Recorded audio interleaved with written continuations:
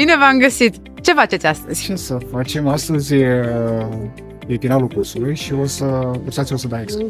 Am înțeles. Partea de teorie și partea practică. Da? Și partea practică cum se va desfășura? Deci partea practică, o să dăm, este un test pe partea de practică, de o oră și după aia să mergem poligon la Zoița, unde vom trage cu articole pirotehnice.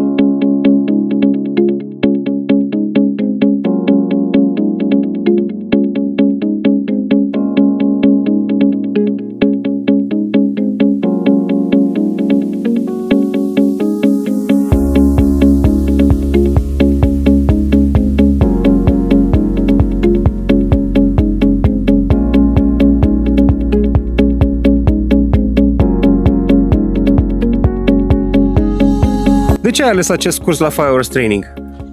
Salutare! Am ales acest curs datorită flexibilității, pentru că putem să parcurgem cursul online și datorită recomandărilor, profesionalismului și să ne dezvoltăm în domeniul evenimentelor. Cum a fost experiența pentru tine la acest curs? Foarte plăcută, la nivelul așteptărilor, chiar peste pot să zic.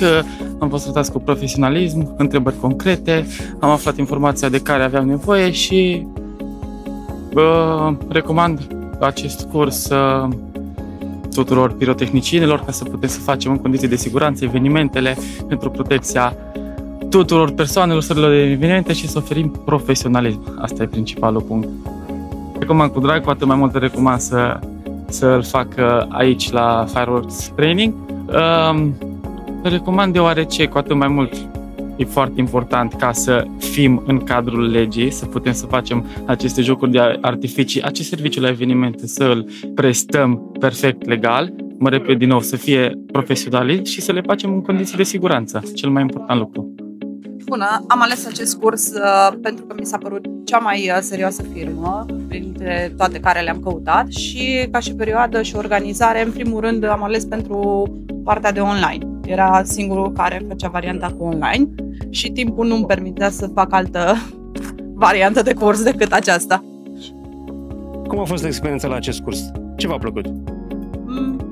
A fost foarte multă înțelegere, ni s-a explicat totul pe înțeles, toate întrebările au avut răspuns și mi se pare că nu e atât de greu pe cât am sperat când am început cursul. Recomanzi acest curs pentru viitorii pirotehnicieni? Cu drag. O să-l recomand. Eu sunt din Alba Iulia, am cu aranjamente de nunți în Alba, dar toată lumea care mă va întreba o să recomand cu drag pe domnul Treilă și firma dânsului. Seriozitate, promptitudine și, ce să zic, profesionalism, nu în ultimul rând. Până la urmă, asta e cel mai important.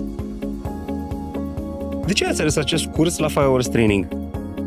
Aș dori să-mi încep o carieră în domeniul acesta și m-am gândit că e o experiență nouă pentru mine, neavând legătură în acest domeniu. Și aș dori să mă retrag în România pentru a începe aceste cursuri și să le termin și să încep cariera. Cum a fost experiența la acest curs? Am făcut totul online, pentru mine a fost ok din cauza faptului că sunt plecat în Germania și acolo sunt cu familia și nu aveam cum să las copiii ca să pot să fac totul la zi. Recomanzi acest curs pentru viitorii pirotehnicieni? Da, din toată inima.